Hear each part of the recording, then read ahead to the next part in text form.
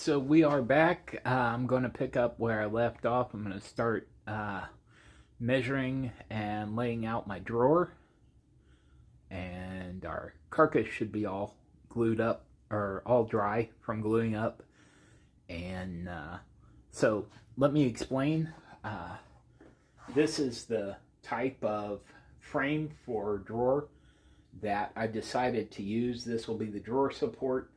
And I thought this would be easy. I'm not using drawer slides, and I'm probably just going to make a little, sand out a little spot here so that there's a stop, and then put a screw on the back of the drawer so that when it pulls out so far, then it engages that stop when it starts to tilt forward. That way you get full access to the drawer, but it does not just pop out. Now, to do that, I may have to push the drawer carcass all the way in and do that screw from the rear. Not sure yet. It's not something I've ever done. But I think we can go ahead and decide that we're done with our clamps. And we'll lay those aside here. And we'll go ahead and get started.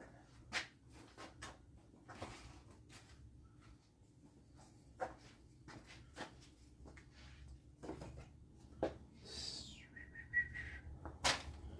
think we'll go ahead and just decide we're making our drawer out of another piece of this plywood. And then we'll use a piece of paneling for our drawer bottom. So I'll drop in here with the voiceover because as I get to work, I have a tendency to ignore the camera, and I don't really talk to myself while I'm working unless I'm really trying to think, and then it's, a one-sided conversation. You're not privy to the other half. So what we're doing is we're laying out our drawer, and it's going to be a 4-inch deep drawer.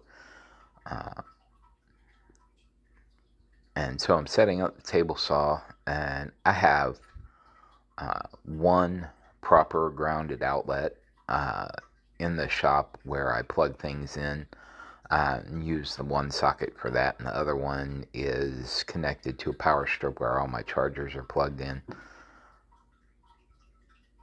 Alright, and this is simple and straightforward. I'm just making the cuts. Note to anyone who might be in the market for a small table saw, if you have a budget under $300, this Skill Job Site saw, I just love it.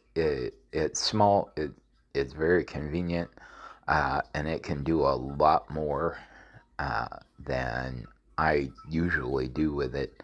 I've hung a piece of pegboard there on the one side and hung my push sticks and my thin rip jig and my extra throat plates there.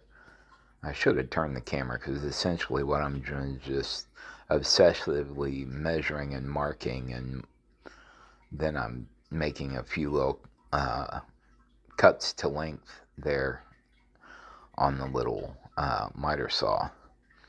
I have the larger, the 12-inch Bauer from Harbor Freight, the big dual bevel compound miter saw, but it has a 42-inch footprint, and my shop is only 12 feet wide, so that's almost 4 feet of my shop where it would stick out. And in older videos and things, when the miter saw was down closer to the garage door, I had to put a little bump out on the front of my table for the front foot. This little Wen has forward-facing slides and is much more compact. I don't really think it cuts as well as the bigger saw. It certainly doesn't lack power, but you get used to what you get used to. But yeah, I mean, for a saw that has a mixed reputation, my experience with it was all good.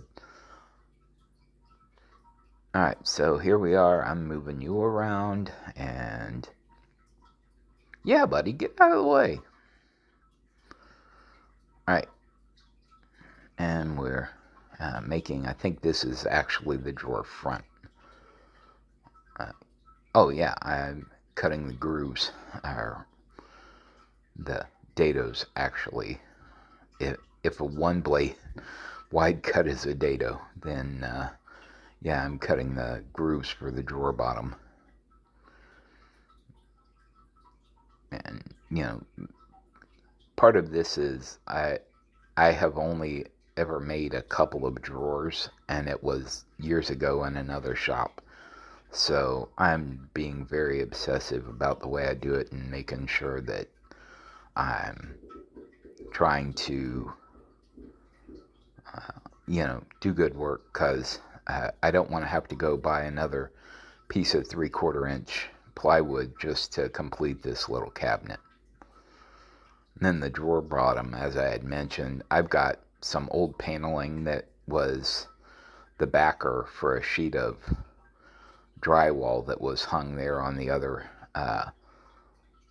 end of the miter station next to the window, and I've cut that up in little pieces to use as drawer bottoms and like backers for little shelves and things, because I think there is, it does provide, even like cardboard, heavy fiberboard would make, give some structural integrity to little shop projects like this.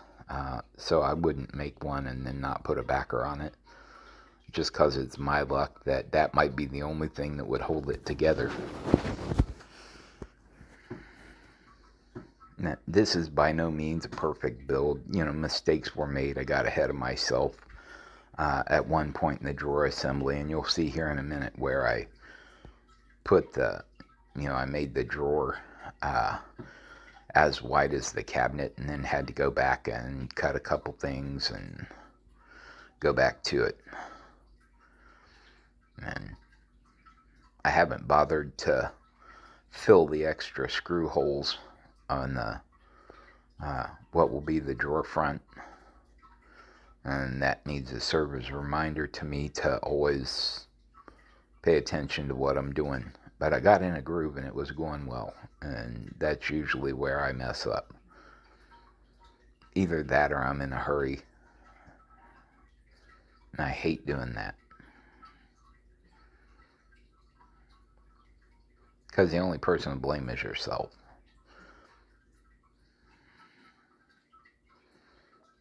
And I really do know better than doing that. So anyway, that's my soapbox public service announcement for the day. There'll probably be more.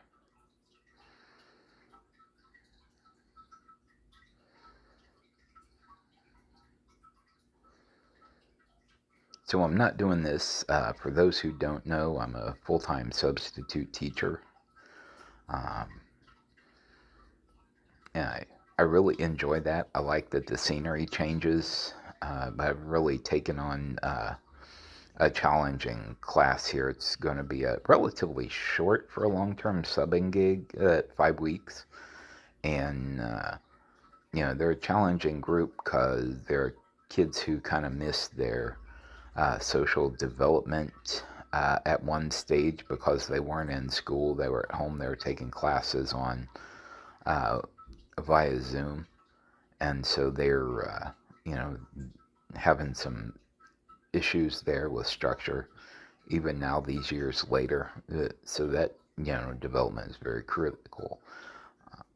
But I'm gonna give it my best shot, and I would like to have that turned around by the time that the new teacher comes and takes over that class. I would like to have made a significant improvement. I don't know if that can actually happen, but I'm going to give it my best shot.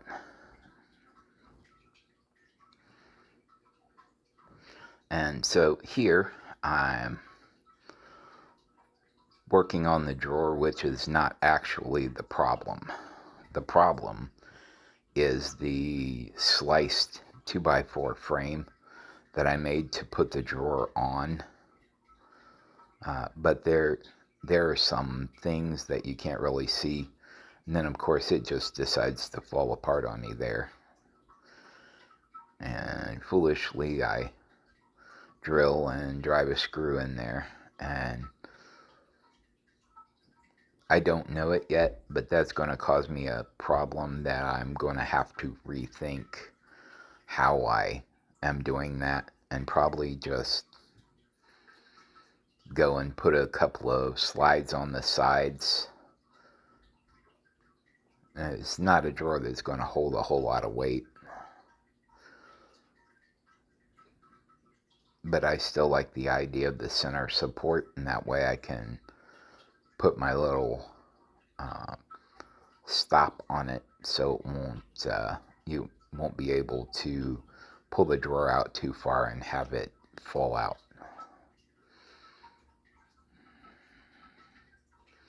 Struggling with the frame, but the drawer fits.